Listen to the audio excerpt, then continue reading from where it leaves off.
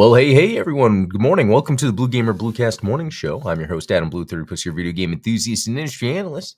And today, for June 25th, 2025, I'll run through the latest gaming news, what I've been playing, and stuff like that. So, I started like a minute early because I'm probably going to jump a minute early, but no biggie.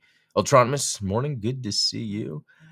Thanks for earlier linking me to that ZPF because I've totally got that wish listed. So if you guys aren't aware, there's this shmup coming out pretty soon called ZPF. It looks fantastic. It has like R-Type, but then like reminds me of this latest pinball series, this game. Devil's Crush, but it was this alien based one anyway. It has that look to it. It's a very unique look for a shmup. I think shmups need unique looks to stand out. Okay.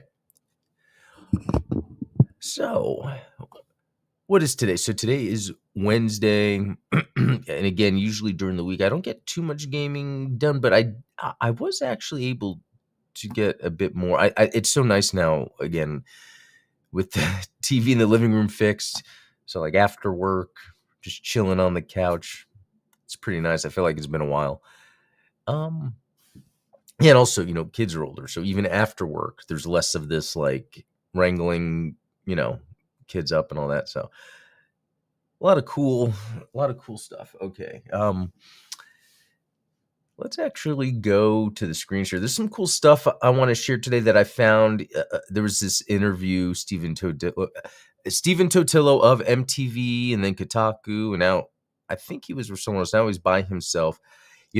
He is a journalist first and foremost. He just happens to cover games, but he covers more on the mainstream / fringe technology gaming. Hey, morning, Fulcrum. Good to see you. Anyway, he had this exclusive interview about PlayStation Plus, but it being an exclusive interview is more of a filtered, curated bit of talking points that then Stephen Totillo is the only one to decipher. I deciphered it, and we'll get into that. But anyway, playing some more of this MechWarrior 5 Clans. And again, having fun. I was streaming it on the cloud to try it. Looks way better, when I was running it installed on PC, but actually looks really good on an Xbox Series X. And it even has, it was funny because my wife and I were downstairs while I was playing it, and then I put the controller down where it had a cutscene, and then we were just talking. And we were talking and talking and talking, and I totally forgot that I was playing a game, and I looked, and the cinematic was still happening. It was a very and I need to go back and actually properly watch it. Like very super sci-fi movie cutscene.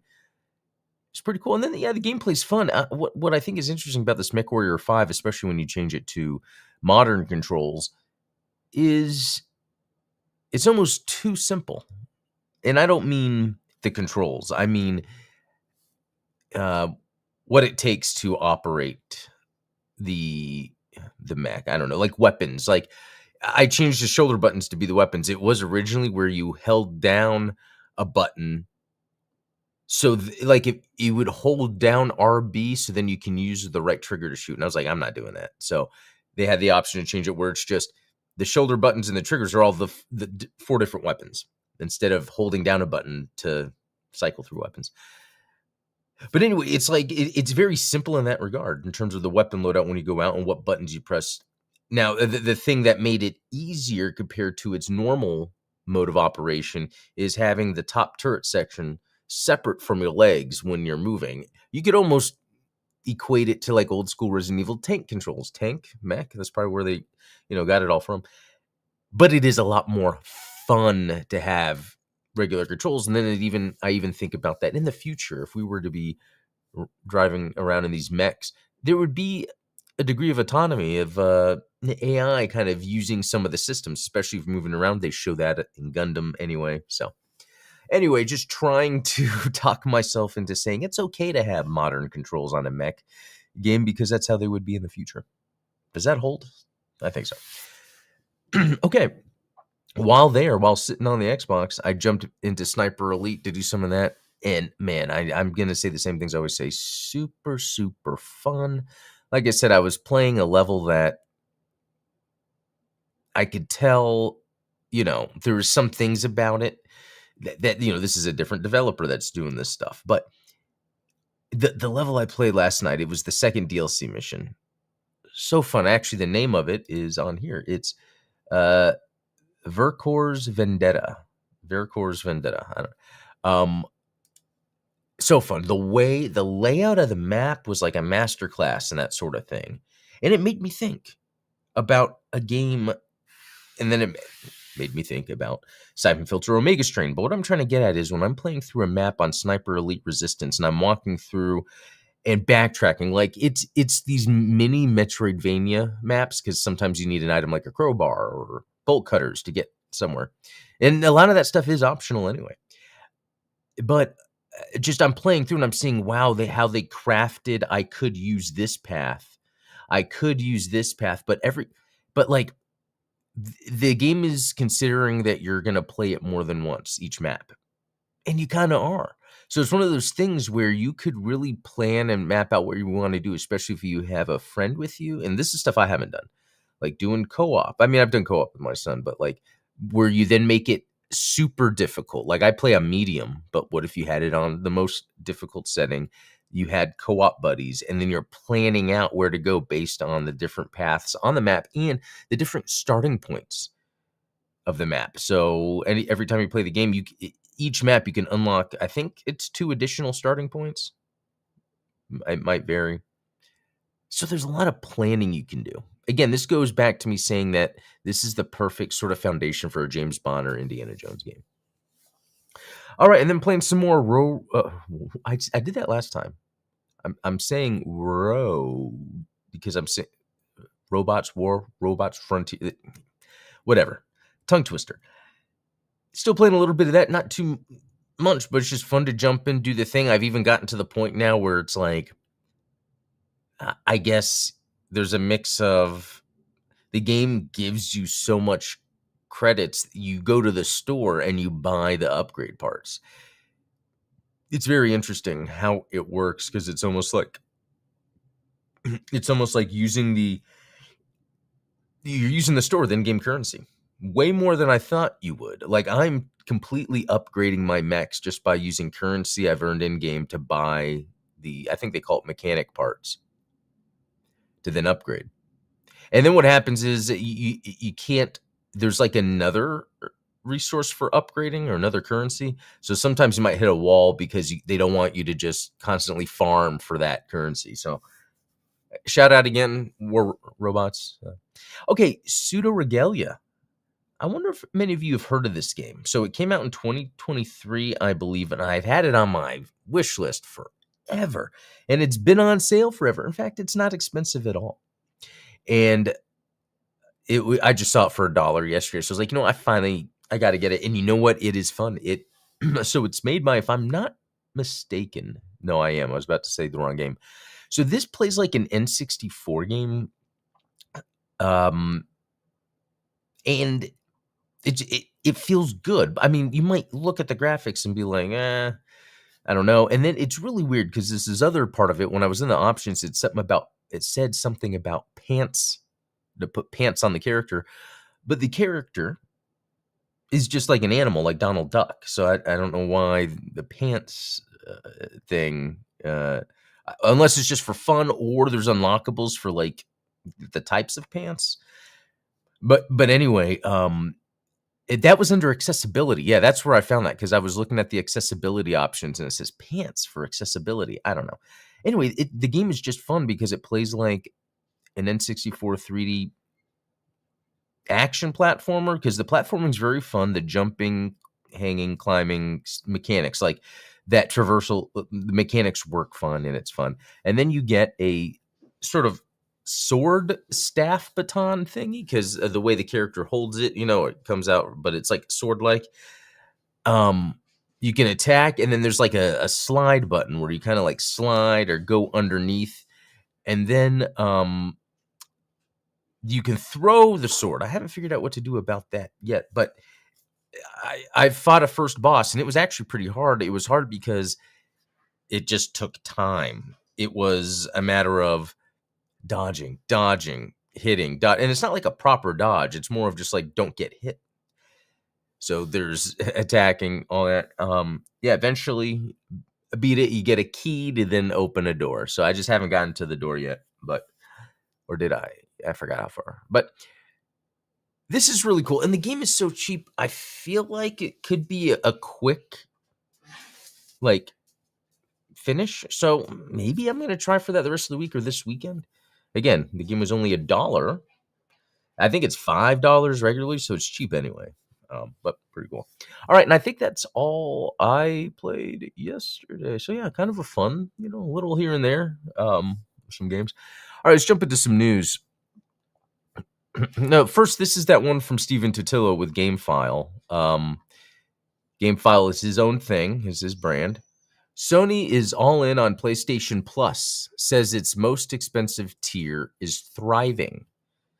So sometimes when I read these articles, especially through journalists like Steven Totillo, and it's not something that's been passed through, one of these other random websites, like how much of it is Corpo-speak and how much of it is, and who are we signaling here? Are we signaling the greater executive or investor type, or are we signaling gamers? Because let's look at this. So if we summarize that article, what's going on is it's the GameFile interview with PlayStation's Nick McGuire about the 15th anniversary of PlayStation Plus and the current state of the service. Key takeaways on PlayStation Plus at 15 years. PS Plus is growing faster on PS5 than it did on PS4. The premium tier, $160 a year, is more popular than the mid-tier extra at $135 a year. So it's interesting that there's enough people that are, not enough, but more than mid-tier paying $160 a year, which really $160 for a year of all the gaming goodness they give you. It's really, it's not a bad deal because let's say a game is 80 nowadays, 64. I mean, there's enough there where I'm sure in a year you would have played through enough games to equate that. So 81% of PS Plus subscribers own a PS5, up from 70% last year. Premium subscriptions have grown 18% in the past year. So I have had it, stopped it, have it. Game Pass, Xbox Live, whatever, I've had this entire time. But PlayStation Plus, it really depends. Like last night, I think the night before, I was going to go play Godzilla Online, the versus mode. I have to do 10 matches. But I don't have my PlayStation Plus. I was like, should I do it? Maybe. I have a portal, and so, the portal, you can cloud stream games from there. So, a subscription model evolution launched in 2010 at $50 a year with monthly games for PS3, PSP, and PS1, revamped in 2022 to 3 tiers. And then their game library strategy, over 500 monthly games. First-party PlayStation games still arrive 12 to 18 months post-launch. So first-party PlayStation games, unlike Xbox, the first-party games aren't available on release, which is interesting because there is a mix of asking your audience to pay a subscription on top of buying a game. Whereas with Xbox, you can pay that subscription, and when that game comes out, you actually don't have to buy it. You can play it when it comes out. Okay. Let's see. Users have played over 2 billion hours of PS Plus. Wow. And that's just PS Plus. 40% of subscribers are on premium or extra tiers. Classic game streaming. Okay. Top played games. Okay. So let's go to where what they're really trying to say here. Sony's strategy is not consumer first, it's portfolio first. They're not focused on making PS Plus the best value for money subscription. They're focused on driving engagement across their catalog. That's why you won't see day one first party releases. They believe the long tail is more profitable and less risky. And they could be right. I mean, maybe they can't afford to give us these games on day one.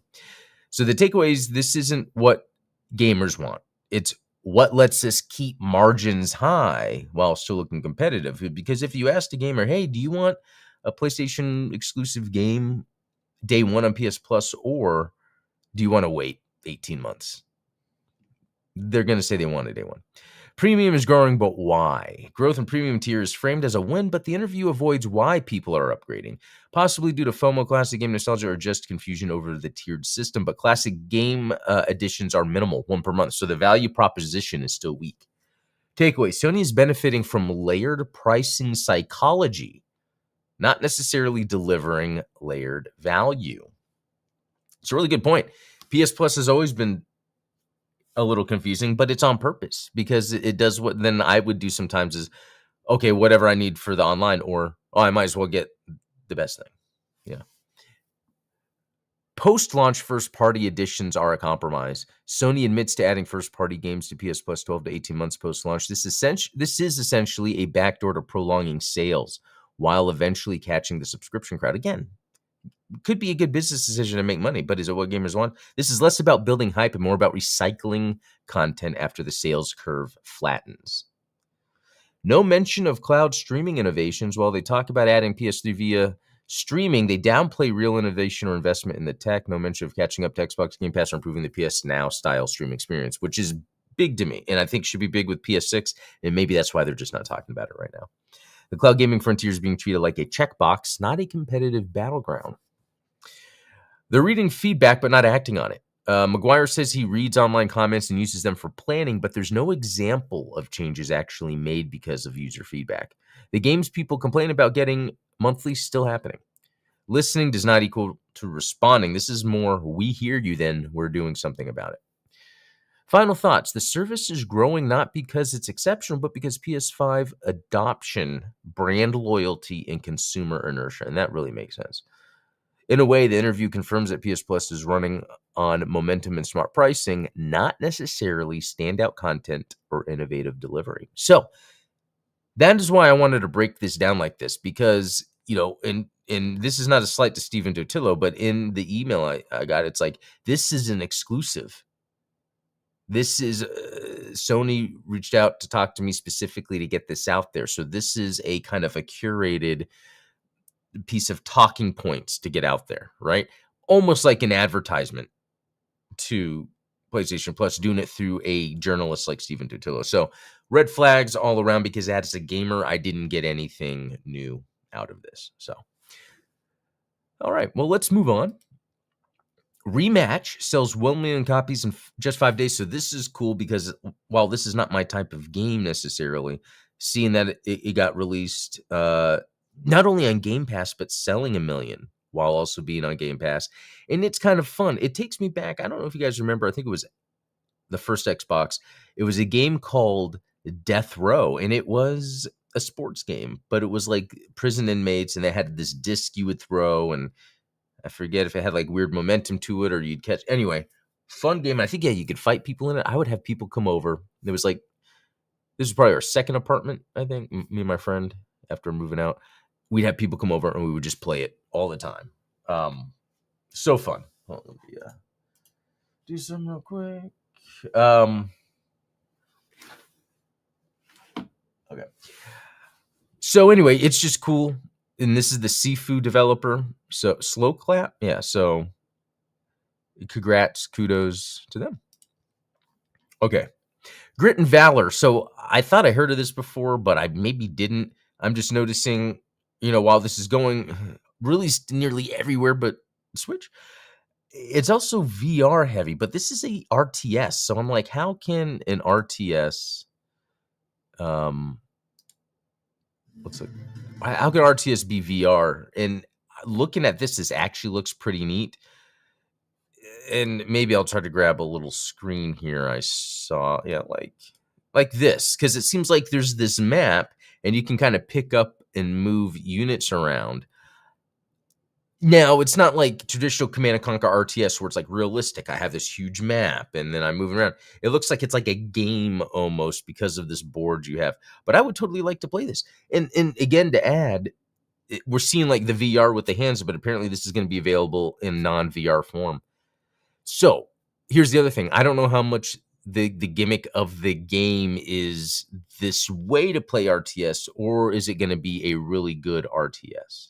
So not sure, but would like to check that out sometime soon. And actually, does it have a release date? August 21st. So this is going to be, actually, it's been out. Okay. Let's look at this. Not only that, there's a demo. It's $20. So that's a little scary because that kind of tells me the right. This is so cool. This came out in March and I did not even see it. So one, I'm going to add to wish list. Two, I'm going to download the demo, but not right now. Not while I'm streaming. This is pretty cool. And because I have the Meta Quest 3, I should be able to VR stream this game. Sweet. Well, guys, I'm going to check out this demo. I don't know if I'll get to it today. Sometime soon to talk about it. That's pretty cool. Okay. Nintendo-owned company worked on Death Stranding 2. Nintendo Pictures. What? Helped with motion capture for Hideo Kojima's PS5 exclusive. So, I had no idea Nintendo had some sort of pictures arm. And I guess maybe is that related to like the movies coming out, the Zelda they were talking about and all that. It's a CG animation and motion capture company located in Tokyo. Nintendo acquired the company, then known as Dynamo Pictures, in 2022 and renamed it to focus on visual content of Nintendo IP. Okay, in its previous incarnation as Dynamo Pictures, Nintendo Pictures produced CG for a number of movies and TV shows. The company also worked on CG in games such as so they've been doing game CG. So you got Nier, Monster. Okay. Other than Death Stranding 2, Nintendo Pictures has only worked on Nintendo games since the 2022 takeover, including Zelda, Pikmin, Mario, Another Code Recollection, and that's something that I'm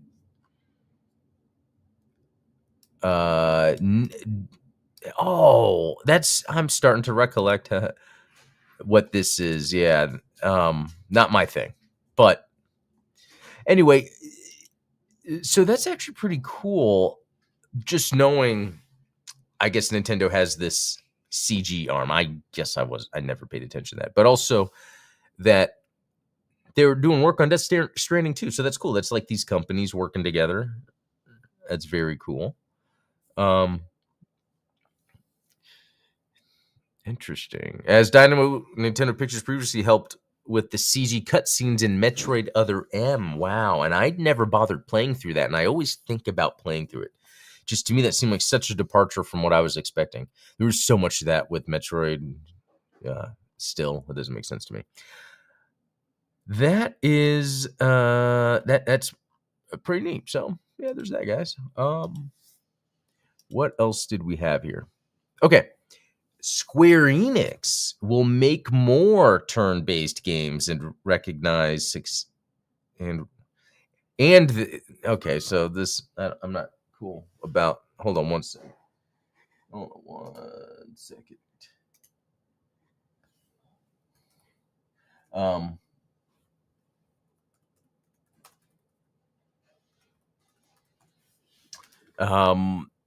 And why I think it's interesting is because those latest Final Fantasy games that have been coming out have been more real-time combat, and I actually haven't been partaking in it. I have played the demos of 15, 16, 7, and like it's cool. I just really haven't really found the time to like sit and really start and play through them.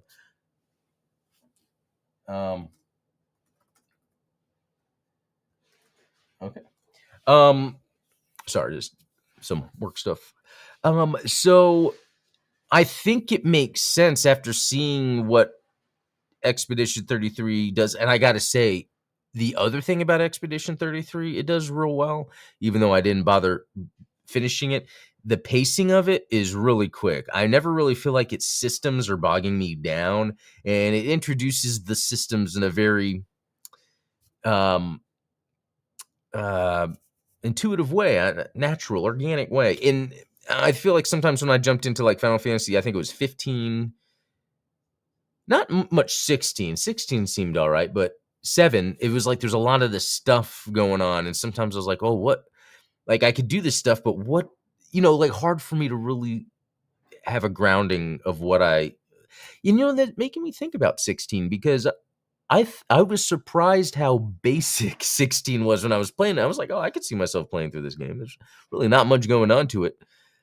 I'm curious, like Ultronymous or anyone else in chat, if you guys played through 16.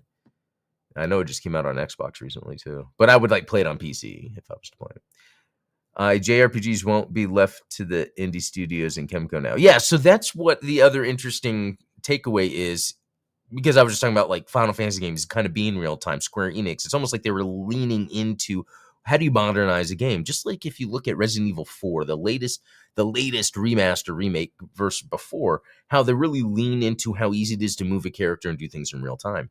But yeah, Expedition 33, even though I'm not so into the turn-based, it was a very easy game to kind of get into, and you can really be pulled in by the atmosphere, the graphics, everything. Yeah, the atmosphere. And so,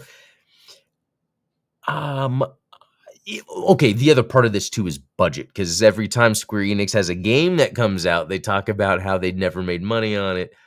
I like that Square Enix is going multi-platform, so it'd be awesome to see them make more lower budget, um, more concise packages of games, but I still feel like I need to play through those Final Fantasy games. In the past, there are, and actually, let me see real quick. Do I have any other?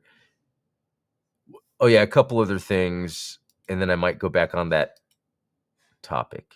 Okay, but oh wait, let's see. Alternatives to saying Final Fantasy VII is notorious for its side content minigames. 15 also has tons of side quests. I don't own a platform that has 16. Okay. So I guess that's maybe what it is. I think what it is that sometimes bogs me down is when I'm given choices of things I can do, which is fine. But a lot of times I like that after the fact, more of when I'm got more into the world, which I hear. What game was it? Not Death Stranding. There's a game coming out soon where I heard the beginning is like that.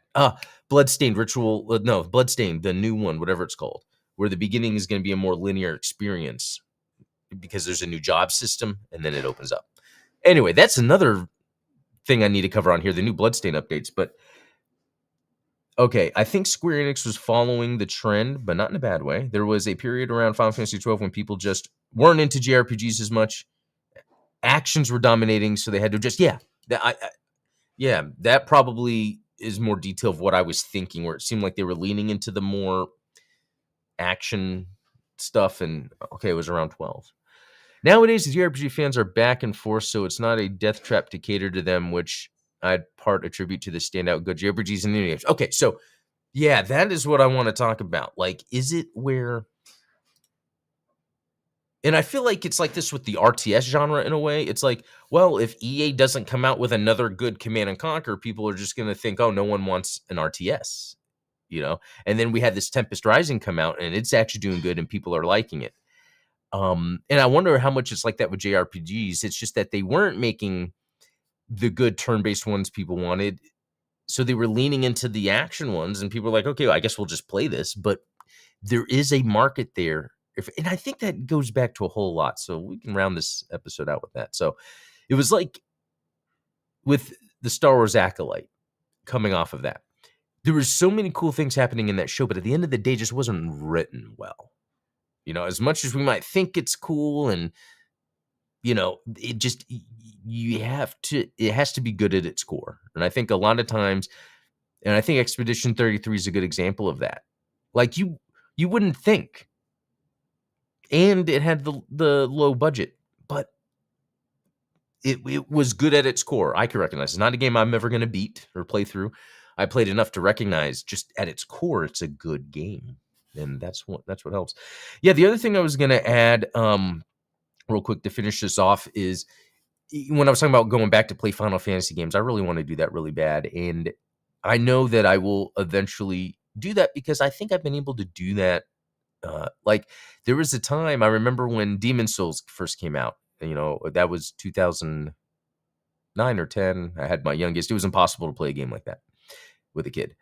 And then as I got older, and then, even when Dark Souls came out, still, that was too hard. And then eventually it was just the right time and place where I was able to play through and beat, Bloodborne, when Bloodborne came out.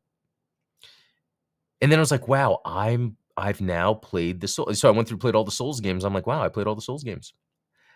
But I want to do that with Final Fantasy. Chrono Trigger. And I've started, and I know I haven't continued, but I will eventually.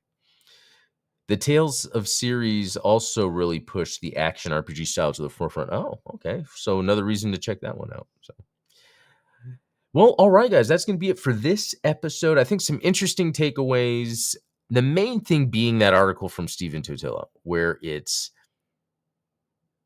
I respect the guy as a journalist, but this is totally a press release and marketing hidden under the respect that one like Stephen Totilo would have. So these people making these decisions aren't dumb, but as gamers, some of us aren't dumb either. And we kind of see what's going on. So, all right, guys, until next time, have a good one, and we'll talk later.